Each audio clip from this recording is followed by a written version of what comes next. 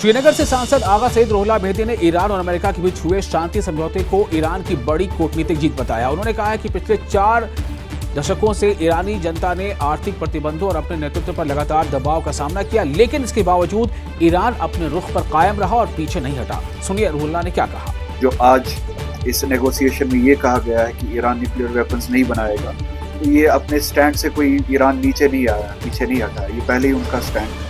उसके बरक्स जो सैंक्शंस है उनको उठाने की बात की गई है नेगोशिएशंस में। स्ट्रेट ऑफ हॉर्मुज़ को जो है खोलने की बात की गई है, यानी अमेरिकी प्रेजेंस वहाँ पे नहीं होगी स्ट्रेट ऑफ हॉर्मुज़ में।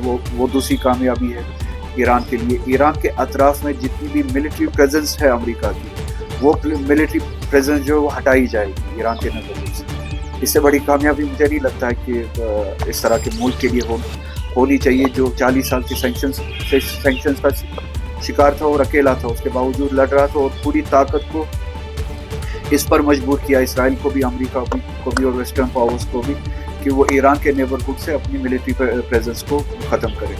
जो पैसा फ्रीज हुआ था ईरान का, जो जायज़ पैसा था, तजारती पैसा जो था इस स्टेट का, वो अनफ्रीज करने की बात की गई है। और ईरान ने जो है इसके मुकाबले में ना रेजिस्टेंस से अपनी हिमायत हटाई है, ना इस तरह की कोई कंडीशन कबूल की है कि वो रेजिस्टेंस से, चाहे वो फ़लस्तीन हो, चाहे वो लुबनान हो, हिजबुल्लाह और हमास, उनसे अपनी हिमायत हटाएंगे, इस तरह की कोई कंडीशन उन्होंने कबूल नहीं की है। ना यूएस और इसराइल की हेजेमनी को रीजन में कबूल करने की कोई कंडीशन कबूल की है। ईरान और अमेरिका के बीच जंग खत्म होने के फैसले का जम्मू में लोगों ने स्वागत किया है। दुकानदारों, ट्रांसपोर्टरों और दिहाड़ी मजदूरों का कहना है कि लंबे समय से जारी तनाव का असर उनकी रोजी रोटी पर पड़ रहा था। संघर्ष के दौरान पेट्रोल और डीजल की कीमतों में भारी बढ़ोतरी से आम लोगों का बजट मुतासिर हुआ था। कुछ लोगों की राय क्या है, आप सुने। अखबार रहे थे जैसे कि मैं अपनी टाइप की फुल कर लेता था, अब ये है कि कम यूज कर रहे हैं, जितना चल रहा है उतना ही चला रहे हैं।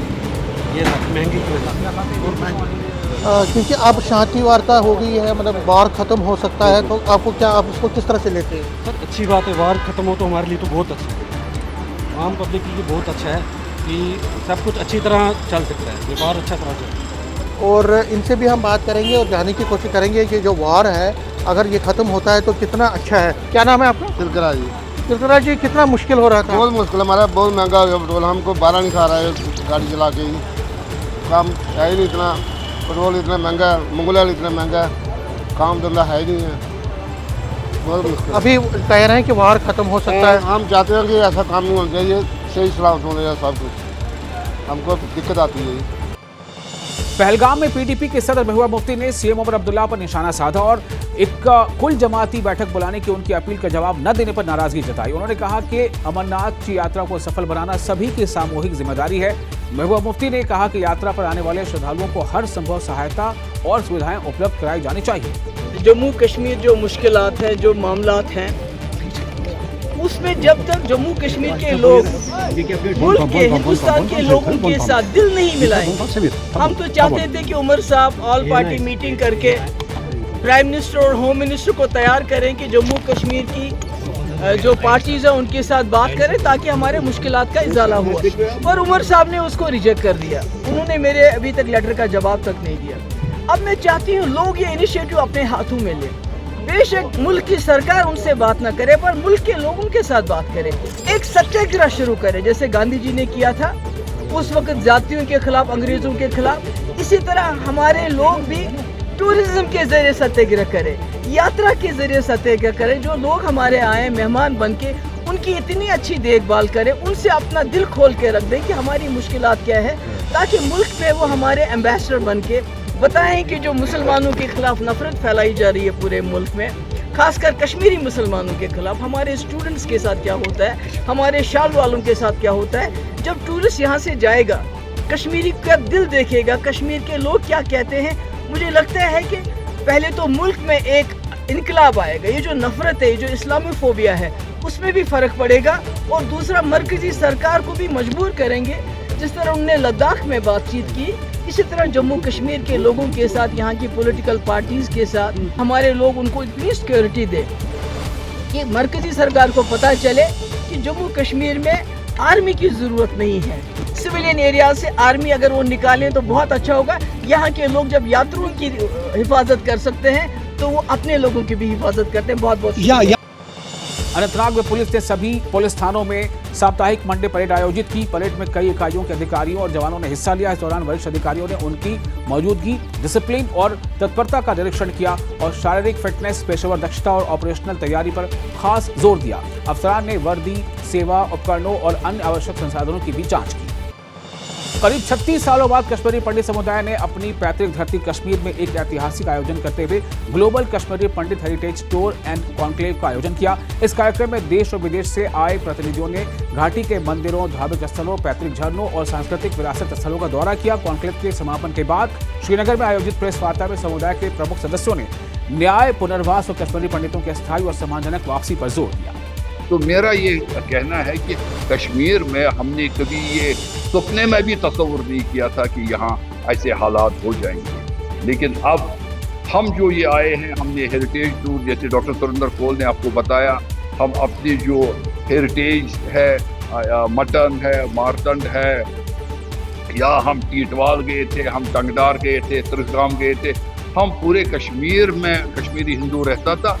लोग अपने गांव, अपने घर देखने के लिए और अपनी जो हमारे श्राइन वहाँ उनको देखने के लिए, लेकिन असली हम अपने घर को ढूंढते हैं। ये एक रॉन्ग नैरेटिव था कि कश्मीरी पंडित अपने घर नहीं आना चाहता क्योंकि वो सेटल हो गए। हम सेटल तो हो गए हैं, जैसे उत्पल जी ने बताया कि सेटल होने के बावजूद भी अगर हमारा वो सेकंड होम है, हमारा पहला होम हमेशा कश्मीर ही रहेगा।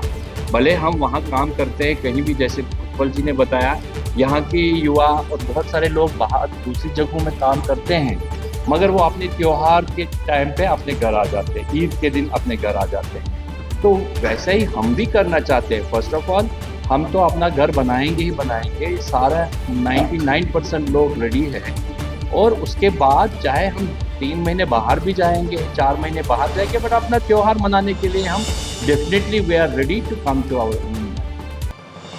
नशामुक्त जम्मू कश्मीर अभियान के तहत सांबा पुलिस ने मादक पदार्थों के खिलाफ बड़ी कार्रवाई की है और एक ड्रग तस्कर को गिरफ्तार किया है। पुलिस स्टेशन सांबा की टीम ने सिडको चौक पर नाका लगाया और संदिग्ध हालत में घूम रहे एक युवक की तलाशी ली। युवक के पास से करीब 6 ग्राम हेरोइन जैसा पदार्थ बरामद किया गया। गिरफ्तार आरोपी की पहचान साहिल कुमार निवासी सांबा के तौर पर हुई है। जम्मू कश्मीर अंजुमन शरिया शिया के प्रतिनिधि आगा सैयद मुज्तबा अब्बास ने 19 जून को प्रस्तावित ईरान अमेरिका शांति समझौते को ईरान की बड़ी जीत बताया है। उन्होंने कहा कि ईरान ने यह साबित किया है कि दृढ़ता और लगातार प्रतिरोध के जरिए एक महाशक्ति को भी अपने रुख पर पुनर्विचार करने के लिए मजबूर किया जा सकता है। उन्होंने समझौते को ईरान की कूटनीतिक और रणनीतिक सफलता करार दिया। खुले तौर पर साइडलाइन हो गया। कभी भी इसराइल नहीं चाहता था कि अमेरिका और ईरान में कोई एग्रीमेंट हो, लेकिन नेतन्याहू के चाहने के बावजूद भी उनको साउथ लेबनान से भी विड्रॉ करना पड़ेगा और ये डील जो है वो अब साइन होने वाली है और इसराइल की जो असलियत है वो दुनिया के सामने और ज़्यादा खुलेपन से आई और स्ट्रेटेजिकली जो इसराइल की इसमें हार हुई है तो वो दुनिया के सामने इस वक्त है।